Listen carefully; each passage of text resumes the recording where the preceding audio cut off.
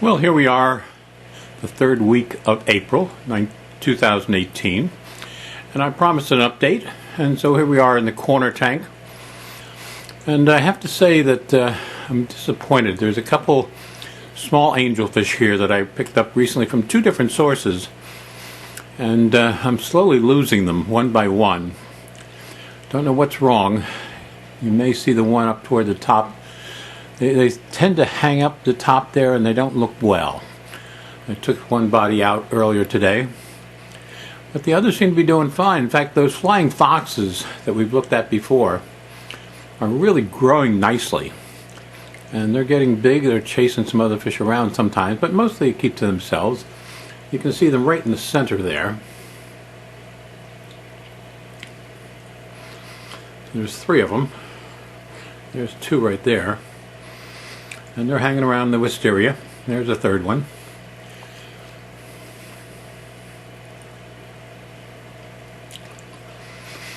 Enjoying the gardening here.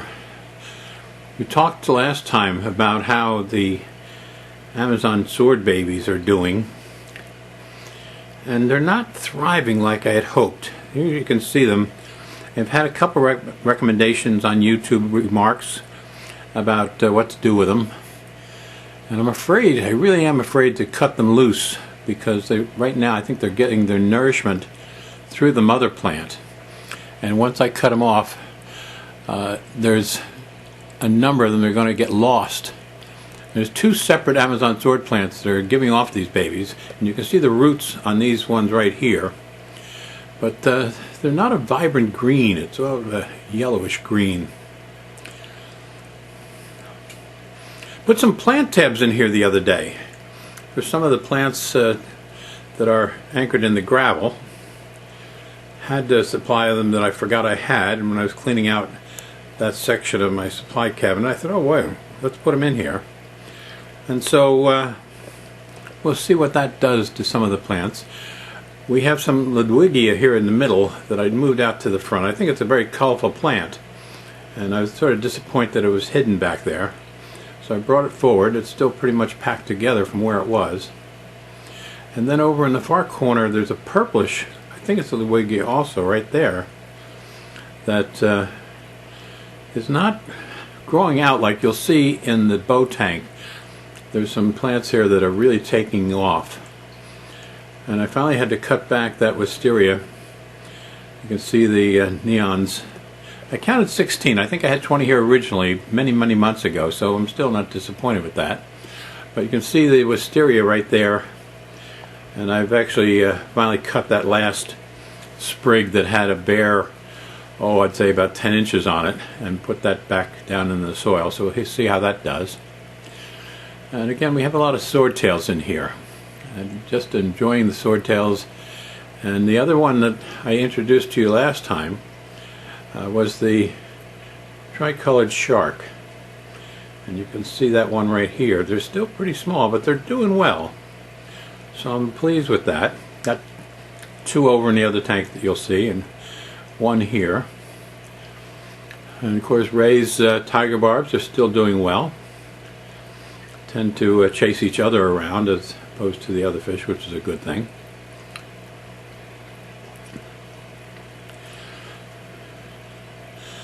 The banana plants in the front there, I don't know, they're not growing up and out like I expect banana plants to do.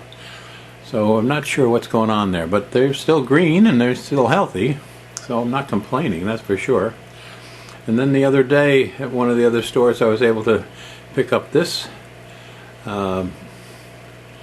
interesting looking plant for a reasonable cost. I'm talking about $4.99 at Petco.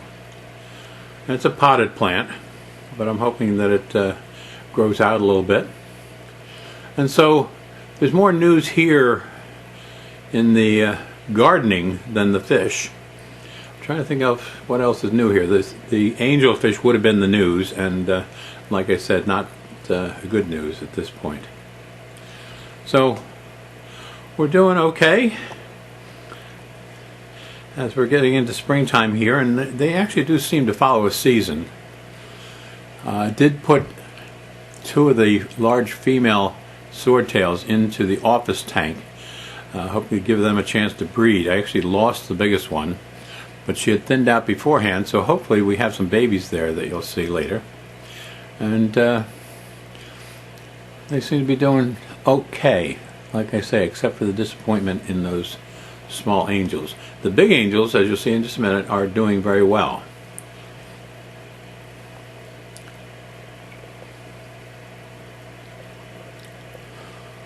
One of the female swordtails, and there's a male swordtail of different variety, swimming rather strangely, and then you see right there he's hiding out in the edge of the tank there. But you've got a red wag swordtail, and he'll come down in the light, maybe we'll see him a little bit better. There we go. Yeah.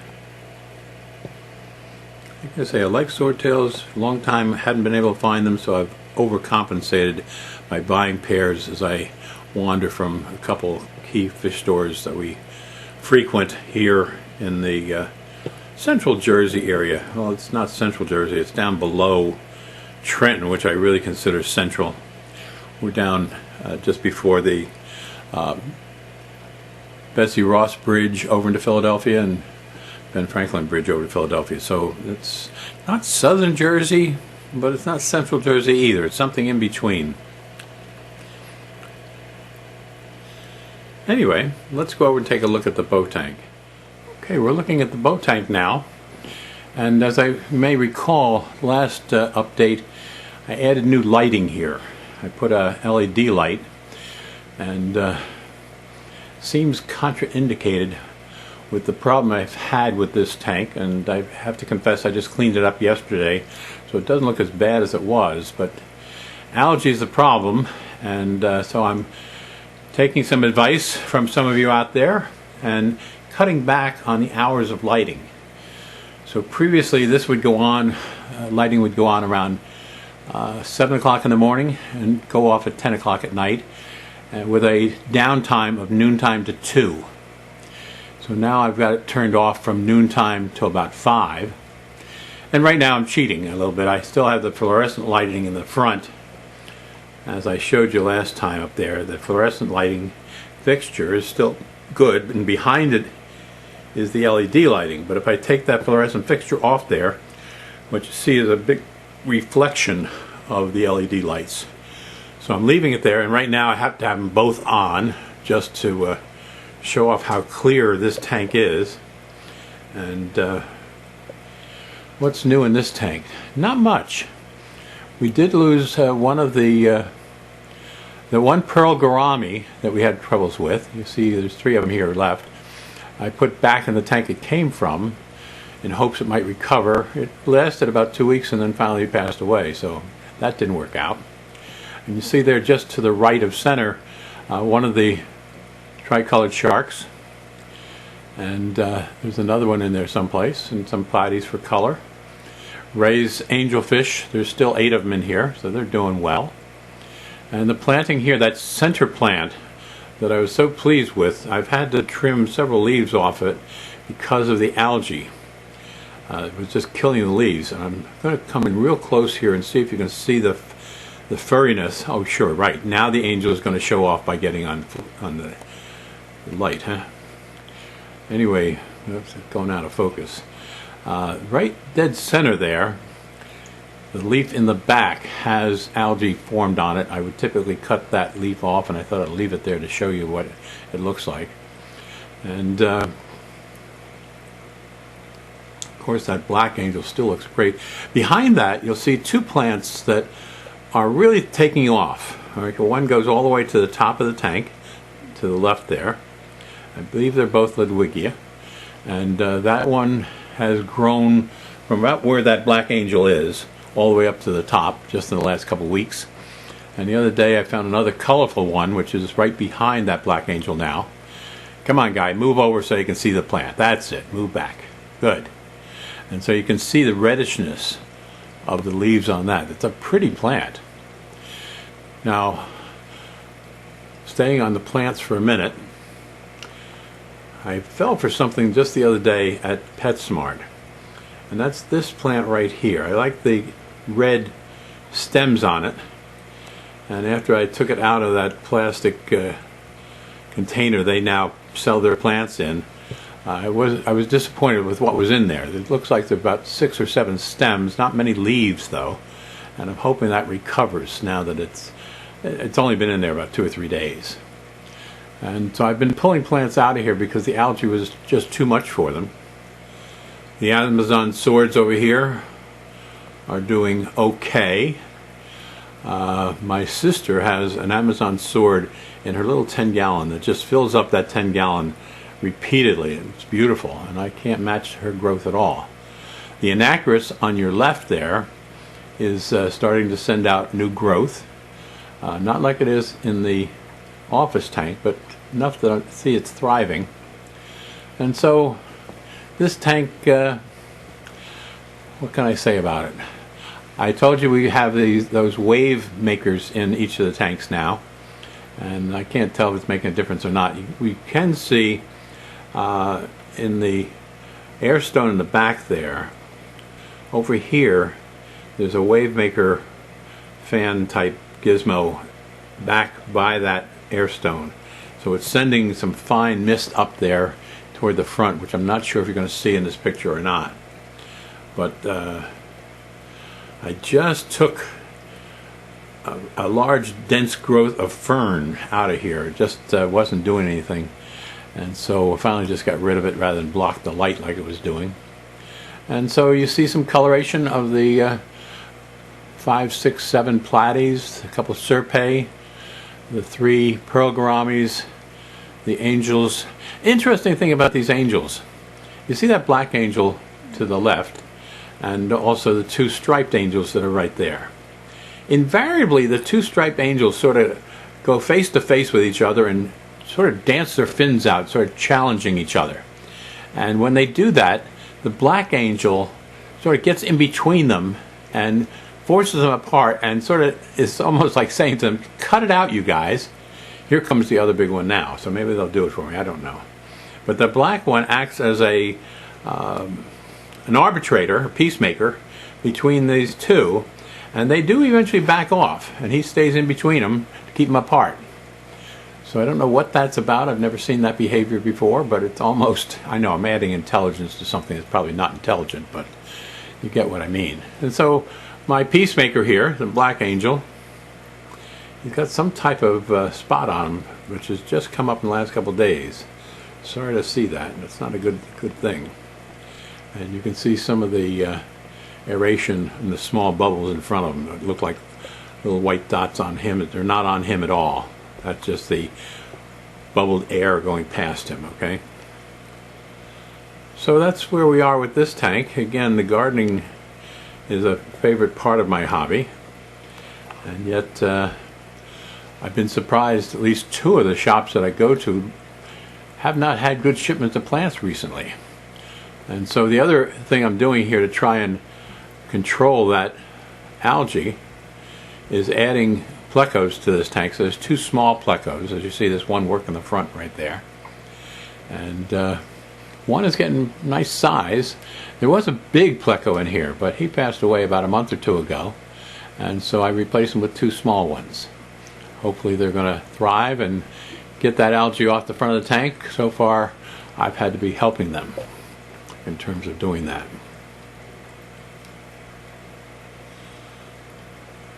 Got a couple of zebras in here, and I think that's the population of the fish. I usually have tanks pretty overcrowded, and I do that on purpose, and right now it's not too bad. Not too bad. Let's go in the office and take a look in there. There's a lot more activity in this tank right now. I just moved desk lamp over to get more lighting here for you. There's one of those swordtails I told you I moved back here. It's thinned out a little bit. There's that scissor-tailed guppy, male guppy in the center, and there's some, what do they call them, tiger guppies with that tiger tail on them, and the 2 half-black mollies, gold mollies. Just added a couple platies in here. One looked like she was pregnant, so this is my tank that has the best chance of the young ones thriving. And this was sort of an interesting swordtail I just found. As you see, hiding off there, there's a pair that I just picked up the other day. Here he comes. Let's see if we can catch him for you. And he's got a lyre tail, but he's a, I don't know if he's a green sword or what, but the female is up here someplace, trying to line the viewfinder with the fish, and she's right there. And there's the male, and so he's got a lyre tail. I've never seen lyre tails of that particular color, so of course I couldn't pass it up. My red-tailed shark is doing beautifully here, still giving everybody a hard time, but there's enough people in there now that when he chases some, he loses his attention, goes after something else. There's still a lot of babies in this tank, as I showed you last time, and I'm sorry the Venetian blinds here are causing some reflection in the tank. The anacris, as you see here, goes all the way up to the top of the tank, as anacris typically does, but I haven't had luck with anacris recently, in recent years, and so at Petco found a couple nice green colored anacris for this time of year. That's unusual, and so I picked them up, and they're thriving, so I went back and got a couple more, and so you can see they're doing rather well, nice and green and fleshing out. I can remember I had a neighbor, Mr. Geiger. He had a 20-gallon long tank that was just filled with anacris, and I was always envious of that, because the fish that were in there, I don't know how many fish he had in there, but they tend to hide in the anacris, so you only saw them when they came out, which left to the imagination what else was in that tank. And so it was kind of neat. Ray had, when he was a teenager and we hung out together in Metuchen, New Jersey, Ray had a tank full of anacris, probably about a 10-gallon, maybe 15-gallon, something like that. And his sister Beverly was doing some acrobatic cartwheels as she was a cheerleader for local high school, and put her foot into the side of that tank, which knocked it over and broke the glass, and so the water, anacris, and fish all ended up on their nice rug in the living room, much to the mother's frustration. I'm trying to keep the swordtails in view for you. You can see what I'm talking about there. And then there's that tricolored shark in here, sort of going back into the greenery there, getting lost in the forest. I like that about a tank, that there's enough growth that the fish can disappear and constantly surprise you when they come out of that growth. So now I've been trying to force feed these younger fish in here, so I've got a flake food that I crush with my fingers and almost make dust out of it, and the young fish are growing up much faster that way, because I do it probably 4 or 5 times a day, and without putting much large flakes in there, at the same time giving the fish plenty of young ones, especially something that they can eat. The neat thing, when I was over at PetSmart the other day, they had a betta that was almost translucent. The fins were, you could see right through them. It was just a faint coloration on the ends, a young male. If I had another tank, I would have bought them. I've got one betta in each of these tanks, so I can't afford to get another one. They do tend to rip each other's fins if I put more than one in there, which I've done at times. And so I had to pass it up. But then again, if you go over to the Hidden Reef over in Bristol, Pennsylvania, over the Bristol Bridge, the Burlington-Bristol Bridge, about 5 minutes from there is the Hidden Reef. They always have on the front counter tanks, bowls, at least, I'm going to guess, 60 to 70 bettas. And the problem is they all look so great that any one of them would be a great purchase. And they've had some interesting ones there, some almost black. And I've seen true black ones, and they're beautiful. And again, I've been tempted. There's a what they call a waterfall betta type tank that has 3 compartments, each one a little bit higher than the next, and the water comes in the top one and flows through the other 2.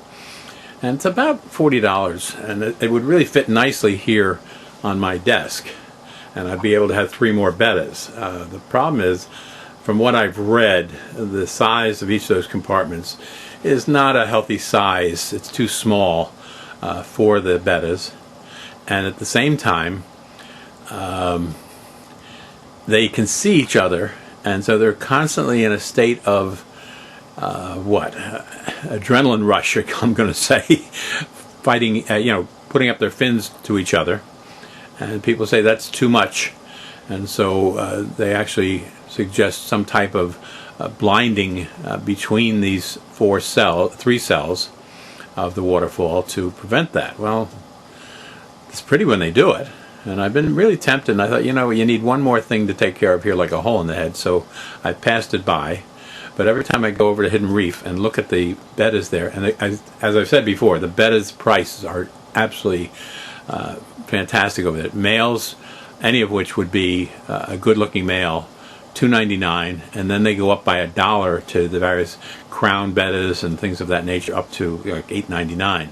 Whereas most of the other stores start at $5.99 or $4.99 and work their way up into the $14, $15 range.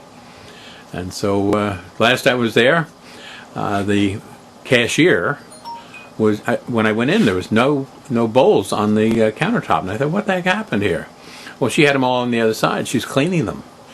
And so I don't know how she was doing it, but basically she was emptying out one bowl into the next, clean out that bowl, and then cascading the next one over to it. And I said, how often do you have to do that? She says, well, once or twice a week.